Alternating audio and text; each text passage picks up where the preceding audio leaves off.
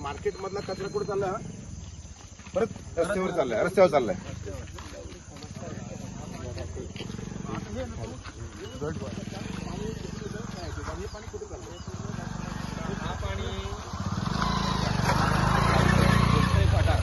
जे पद्मावती बनलंय किंवा गणेश विद्यालयाच्या बाजूला जे काही टॉवर बनलेत, तर ह्या टॉवर्स म्हणजे मोठ्या मोठ्या टॉवर्स आहेत जकात नाक्यापासून तिकडचं पूर्ण पाणी इकडनं परत आपलं हे सगळे जे ताळी बनलेले त्यांचं पाणी रुंदा रोड वरून रुंदा रोडच्या बाजूने जे काही पाणी येतं हे पाणी पूर्णचे पूर्ण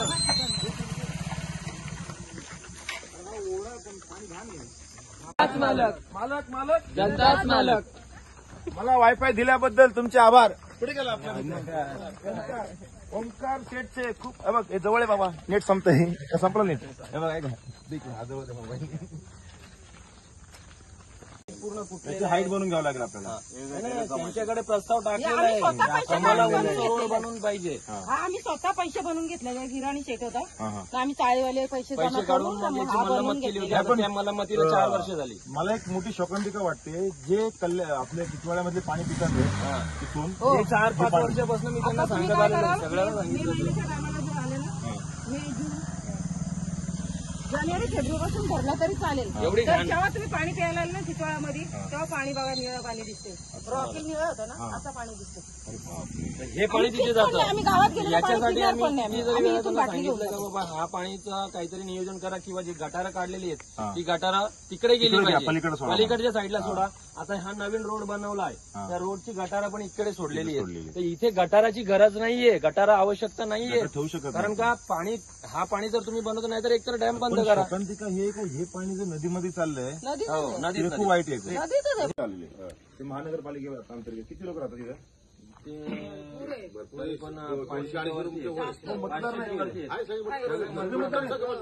तरी सुविधा नाही. फक्त टॅक्स वसूल करायला येणार आणि मीटर लाईट तपासायला. फक्त इलेक्शन असेल त्यावेळी कधीच येत नाही. टॅक्स पेअर आहेत प्लस तुम्ही मतदार आहेत. एखादाच नाही का? मी स्वतः गावातले आम्ही गावाले शेतकरी आहेत. आम्हाला लाईट आणि पाण्यापासून कमीत कमी ही लाईट आली कधी इराणी जे आहेत ना त्यांनी हे लाईटचे पोल टाकलेले 2007 मध्ये.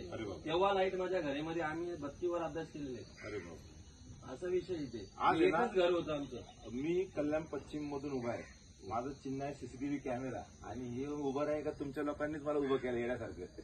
मी याच्यामध्ये पडतच नाही. मी टिटवाळा स्टेशन बदललाय. टिटवाळा स्टेशन पहिला कसा होता, त्याच्यानंतर सोशल ऍक्ट करून आहे ना तिथं बुद्धिजीवी लोकांना एकत्र करून गाववाल्यांना एकत्र करून ते टिटवाळा स्टेशन बदलला. पहिला होता 800 रुपये स्क्वेअर फूट, आता झालाय 4000 स्क्वेअर फूट. ते कशामुळे? दळणवळण. आपण शब्द ऐकलाय का? दळणवळण वाढलं ना तर तुमची प्रगती होणार. माझं टार्गेट तेच असतं, दळणवळण. म्हणजे आता पूर्वी काय होतं, अन्न वस्त्र निवारा होता ना, है ना. आता ती गरज नाहीये. अन्न तुम्हाला कोणी देतं आणि तुम्ही कसेही कमवू शकता. निवारा तुमच्याकडे आहे, वस्त्र तुमच्याप्रमाणे घालणार. तुम्हाला नाही वाटलं तुम्ही उडं फिरणार. त्याच्यामध्ये हे नाहीये. पण आता मूलभूत गरजा झाल्या तर पाणी, रोड आणि लाईट. हे जर नसेल ना तर तुमच्याकडं अन्न असू द्या, वस्त्र असू द्या, निवारा असू द्या, त्याचं शून्य आहे. म्हणून ह्या 3 मूलभूत गरजा आपलं काम आहे. जय शिवराय. मी संदीप नाईक, निर्भय महाराष्ट्र पार्टी राज्य संघटक मंत्री. आजचा जो माझा नेटचा प्रॉब्लेम होता, टॉवर नसल्यामुळे नेट नाहीये. आणि मी सांगू इच्छितो का मला आज खूप वाईट वाटतंय का मी गेले 20 वर्ष टिटवाळ्यामध्ये राहतोय आणि 20 वर्ष मी घाण पाणी पितोय. आता तुम्ही सांगा, हा जो ओढा आहे तो ओढा पण दाखव त्यांना. नाला आहेत लोक आहेत ती प्रशासन, नाला येतो त्याने ओढा होता, नाला बनवला आई. ओढा होता तो. आपण लहानपणापासून ओढाच बोलतो ना. ओढ्याचं नाल्यामध्ये पाणी केलं. इथे पाणी पियायचं. हा, इथं ओढ्याचं पाणी पिलं जायचं आणि ह्या ओढ्यामध्ये घाण सांडपाणी सोडले. आणि हे जवळ जरा व्हिडिओ घेऊन घाण पाणी सोडले गेले आणि हे पाणी जातंय थेट नदीमध्ये, काळू नदीमध्ये. जे काळू नदीसाठी मी वारंवार धडपडत असतो, त्या काळू आईच्या नदीमध्ये पाणी जातं, पात्रात पाणी जातं आणि ते पाणी फिल्टर करून लोकांना प्यायला जातं. नालायक प्रवृत्ती ही कल्याण डोंबिवली महानगरपालिकेची. गचाळ कारभार आहे आता. हा कारभार नाही का सुधारण्याचे काम का प्रशासनाने घ्यायला पाहिजे. प्रतिनिधी काही करत नाहीये. हे सगळं चाललंय गेल्या 15 वर्षापासून. 15 वर्षामध्ये 3 आमदार झाले, 2 खासदार झाले, काही नाही केलं यांनी. कल्याण डोंबिवली महानगरपालिकेला पण हिशोबा कंट्रोलमध्ये ठेवलं नाहीये. आता तुम्ही जागे व्हा. तुम्हाला पुन्हा निवडून द्यायचंय हे तुम्ही ठरवा. मी सांगत नाही मला मतदान द्या, पण मी तुमचा जागरूकता करतोय. कारण का तुम्हाला गेले 15 वर्षामध्ये काही दिलेलं नाहीये. तुम्हाला दूषित पाणी दिलंय. मांडा, टिटकाळकर, गुरवलीकर आणि त्याचबरोबर अटाळी, आंबिवली. आता मला आता शंका पडलेली आहे, ते जे माहुलचं पाणी येतं ना, ते उल्हास माहुलीचं, तिथं पण अशी परिस्थिती असू शकते. असेल 100%. म्हणजे जे केडीएमसी पाणी सोडते ना, त्या नदीमध्ये घाण येत असणार, हे आपल्याला पाहणं गरजेचं आहे. लक्ष द्या. हा उठाव करणं जरुरी आहे.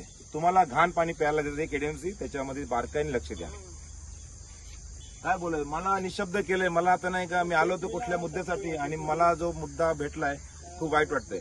म्हणून मालक मालक जनताच मालक, मालक मालक जनताच मालक, मालक मालक जनताच मालक. आपण बोलतो भारत माता की जय. काय जय? भारत माता उघड्यावर पडलेली आहे. आणि हे जे भारत माताची ही लेकरं आहेत, या लेकरांना काय दिलं जातंय तर दूषित पाणी, लाईट नाही, रोड नाही, शिक्षण नाही, आरोग्य नाही. असं नीच प्रवृत्तीचं तुम्ही प्रतिनिधी निवडून दिलेत. तर मी लोकांना सांगेल, प्रतिनिधी निवडून देताना अवश्य मतदान करा, पण चुकीच्या लोकांना मतदान करू नका. नालायक लोकांना मतदान करू नका. मला करायचंय ते विचार करून करा. मी कोण येतो आणि मी चोर आहे का, मी रेपिस्ट आहे का, मी लुटारू आहे का, ह्या गोष्टीचं भान ठेवा. आणि आदेश किती पाळायचे हे पण ठेवा. वरून आदेश आला याला मतदान करा हे ऐकू नका. ते दिवस गेले. धन्यवाद. आमदारांनी गुलीगत धोका, जनतेला दिला आमदारांनी गुलीगत धोका. लोक रोडवरून जातात झापूक झुपूक झापूक झुपूक. आता जनता देणार आमदारांना बुक्कीत टिंगूल. काय जनता देणार आमदारांना बुक्कीत टिंगूल.